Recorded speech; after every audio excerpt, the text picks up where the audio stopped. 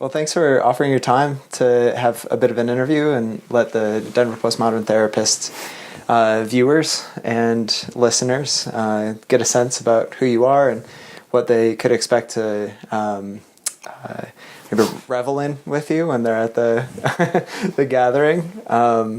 So as we're doing with some of the other interviews, if you could just introduce yourself, give us an idea of sort of how you've come to this work, and then a little bit about the workshop. Okay, sure. The reveling of the workshop. The reveling of the workshop. Yeah, I'll try that. So I'm Steve Bennett. I currently work at Regis University. Have been a professor there for about 20 odd years, 23 I think. So I taught counseling for that long. And I've also been a therapist and am a therapist. I work currently as a therapist at HeartWorks Center in Westminster, Missouri. Colorado. Missouri's my hometown. Missouri, my home state. And I've been a therapist kind of for so long that I've been a different kind of therapist, different stages of my life. So there was a period of time I was kind of a fairly traditional humanistic therapist. My background is in kind of existential phenomenology. I teach qualitative research, and I consider myself a phenomenologist at heart. And so that led to kind of client-centered ways of working, more traditional modernist ways of working for many years. Actually, 15 to 20 years I worked kind of in a humanistic vein. And then I got a little bored with that, as I think a lot of people do when they get tired of reflecting on their feelings. And they don't seem like they go too many places besides kind of a deeper whirlpool of emotions. So I actually was training for a while to be a Jungian, trying to get a little bit more interested in those emotions. Thought they might have better stories behind them or more interesting narratives. And I have a deep interest in depth psychology, but it wasn't something I knew I was going to continue doing, because I knew it sort of reflected a clientele that I really didn't feel was in some ways mainstream. So I actually began to train as a family therapist after about 15 years, and realized I was really interested in the postmodern tradition because it dealt exactly with the things that the other tradition, with the modernist traditions, didn't deal with, which was, in the simple ways, because it dealt with the street life of people. It dealt with the power of everyday life and the different kinds of entanglements that people get into, and how complicated the world's getting now, and how much anxiety there is just about getting by and creating a life and creating a future. And I really felt that the family therapy movement was the next evolution of kind of getting out of the sort of self-enclosed, oftentimes kind of narcissistic models that have evolved in the modernist tradition. And the postmodern kind of opened that up and said, let's take on life a little bit more directly and more in a more everyday way. Which is at the heart of phenomenology anyway, that, let's pay attention to what's happening to experience. And, experience is changing so radically that psychotherapies themselves have to evolve to keep up with the changes that I think that are happening in our day-to-day experience. Mm-hmm. So I ended up practicing narrative. I really liked strategic therapy, probably the best of all. I probably still do. Yeah. But I realized that theoretically I was much more engaged with the history of phenomenology, which is picked up in Foucault, and Michael White picks that up and really grinds that into a form of therapy that I think is, that it really made a lot of sense to me. So I've been practicing as a narrative therapist probably for the last 15 to 20 years. Yeah, that's a little history. Yeah. And for someone who's, going to talk about the future, that's all I want to talk about in terms of the past. Yeah, that's very fair. Just kidding. That's very fair. And by future, you mean not only just April 27th when we get together, right? But more this sense of, remind me the name of your workshop here. I'm going to. That's right. We're talking now in the future. Right? Yeah, right. Yeah, that's right. And that's the future. This is that's looking at us. So I brought the paper just because I wanted to say what the title was again, just because it's a fairly ambitious title and could be confusing for some.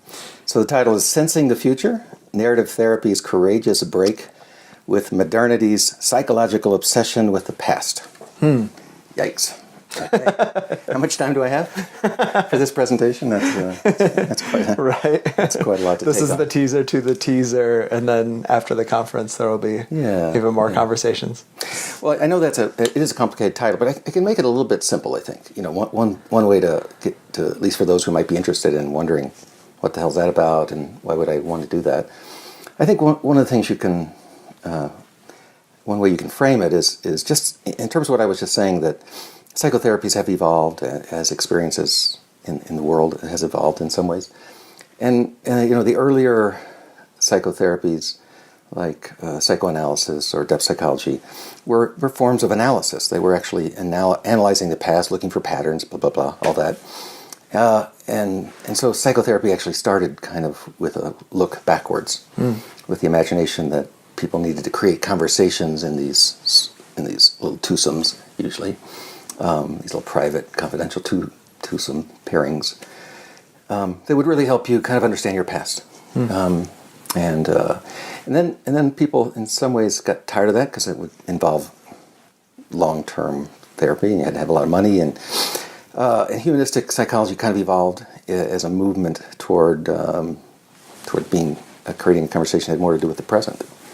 Staying in the present, having feelings that allowed you to see the movement of the meaning of the present. So it actually is somewhat of my perspective that the next evolution was postmodern therapy, that said, okay, you did the past, you kind of tried to hang out with the future, with the present for a while.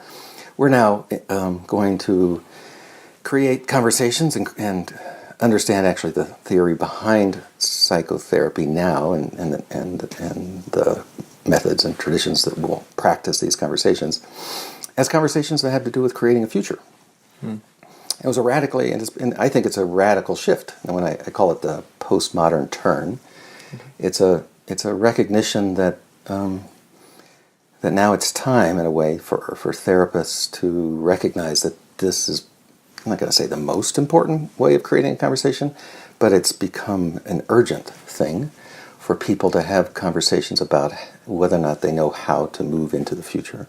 And what that means, what that even means, to move into to sense the, as I mentioned in the blurb about it, the description of it, whether or not they can sense the way in which the stream from the future is coming toward them.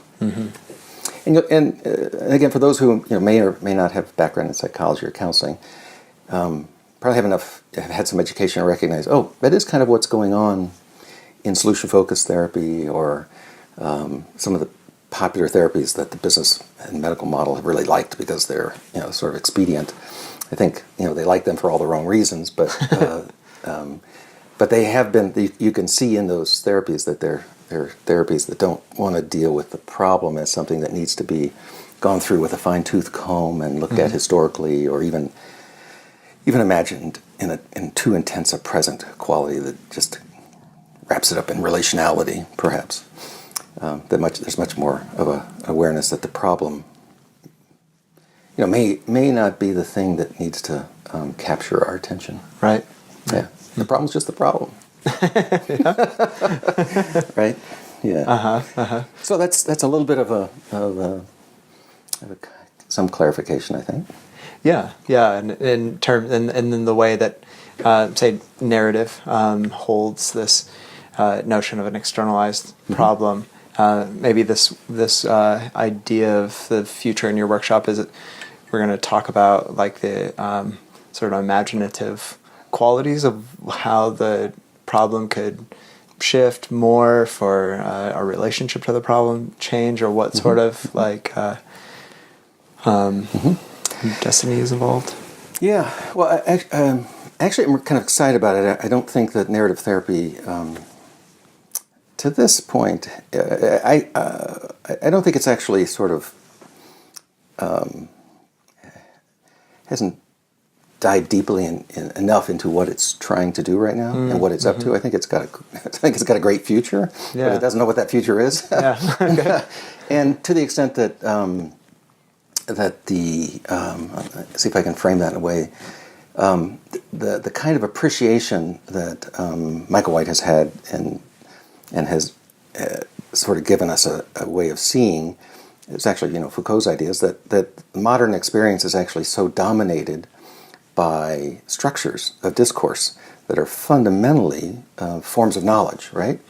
Well, that's one way of talking about it. It's a bit of a philosophical way of talking about it. You could also say that that those forms of power are actually forms of time. And that may be a jump, but experientially it makes much more sense to me to recognize they're forms of time than it does to recognize that they're forms of power, because power is so hard to see until it's already got you. Already got you doing its bidding and moving in its rhythms. So when you recognize it as a form of time, you recognize, what I'm being seduced into in this ideology or in this government practice or in this particular these particular knowledge about medicine or this particular knowledge about relationships, or say, I'm actually being seduced into a quality of the past, and that's power. But the immediate existential feeling is like, this is the past, and it's dead. It's actually not a living thing. So I'm picking it up and trying to use it like a tool, or use it like something that actually gives me some effectiveness in the world. But as White and Foucault both pointed out, that doesn't actually give you any access to it. You actually end up using it like power, and then it gives you authority, but it's not fundamentally meaning, and it's not in the.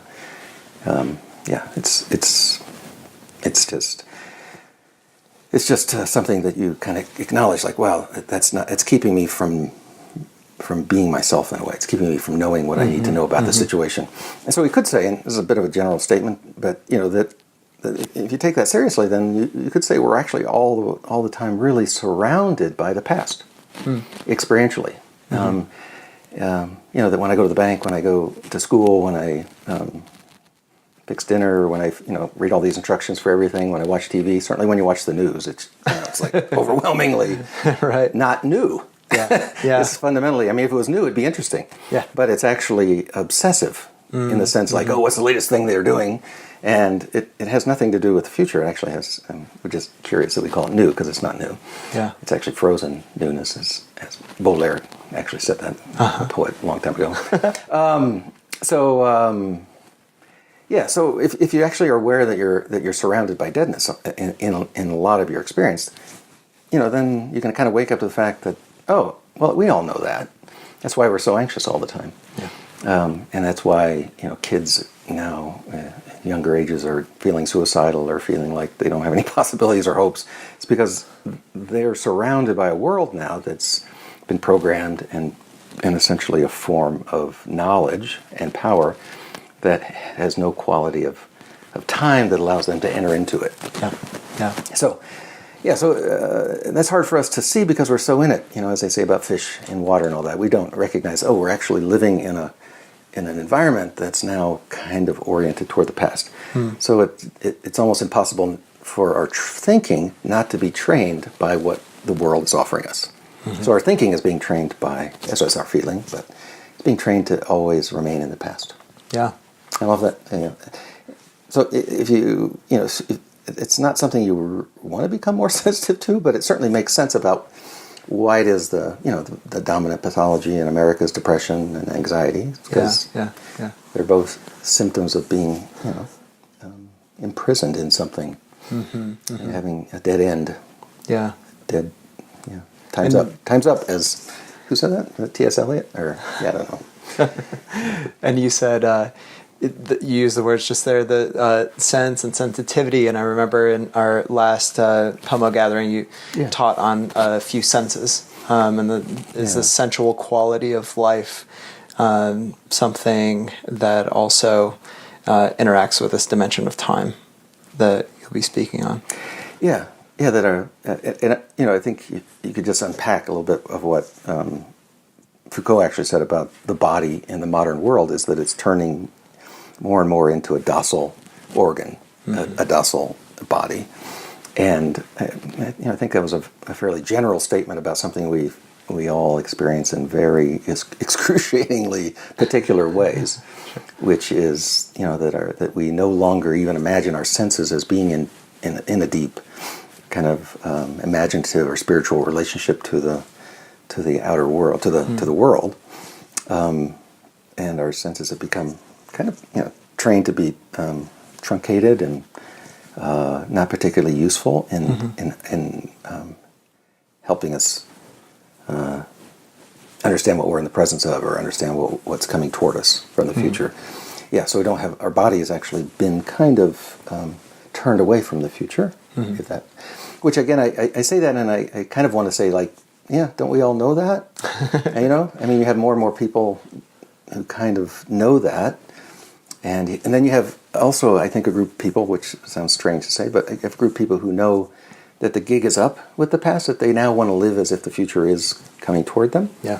And they don't exactly have the language for it. They don't know how to find other people that think that way or work that way or trying to experience.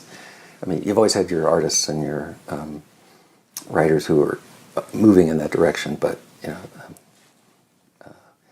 but I think we can sort of feel this even in smaller communities, that there's a real strong desire to to have conversations that are not just about who you are, what you did, what's the way the past is invading our everyday conversation.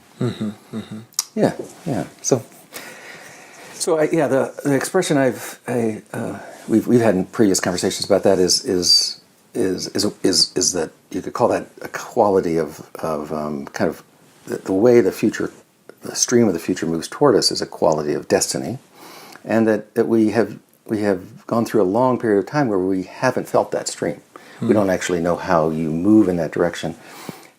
Perhaps in the presentation I'll talk a little bit more about that. It's a very it's obviously not something you can just sort of sketch out, but it has a lot to do with recognizing the senses are actively engaged with the world and with the heart, and that meaning is being made all the time in the moment and needs to be created.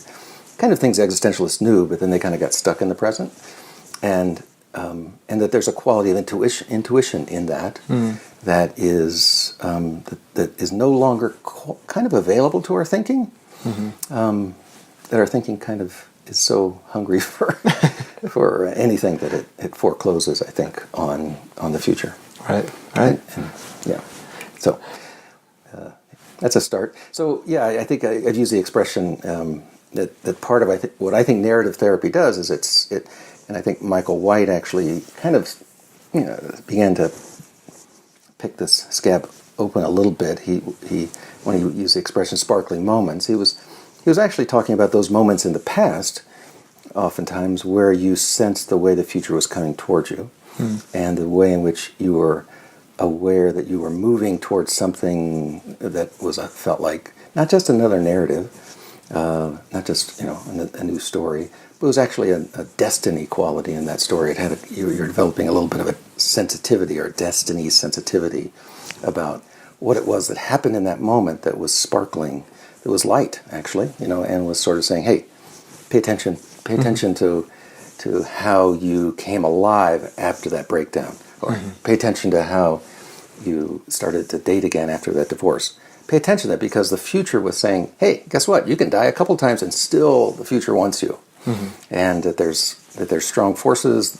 However, and this will be the interesting part of the work. However you imagine those strong forces, I like to stick with narratives. Intention to keep it not so internal, but that there's things in the world, whether it's the natural world, whether it's the earth, whether it's spiritual forces, whether it's beings. There's got to be ways of talking now where we recognize that we are wanted. That we need to start creating a better future. Yeah. And as we all know, the Earth is particularly interested in that. She's sort of saying, you better get on with that, or I'm taking y'all down. Because I don't like the way you've created these narratives of the past, because they don't have anything to do with me, and they're killing me. Yeah. And all of your technologies are killing me. So, Yeah, I need you to be engaged with where I'm going.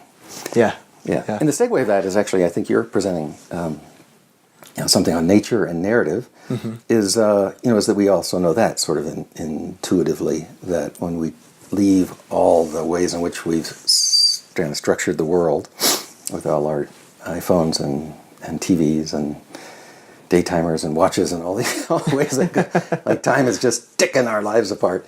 We like, let's go out for a walk in nature. That we're aware that something, that we have a brief moment of remembering that, that the future isn't what we think it is. I mean, that the future is actually easier to access. Right. And that the Earth is always living as if the future will actually is always coming into being. Yeah. And so it's trying to tell us that, hey, guys, I'm gonna, no matter how bad your depression is, these flowers are gonna keep coming up. So there's a lot to learn there. Yep. Yeah. So that's I don't know. Maybe that was the whole presentation. Maybe I don't need to give it. There we go.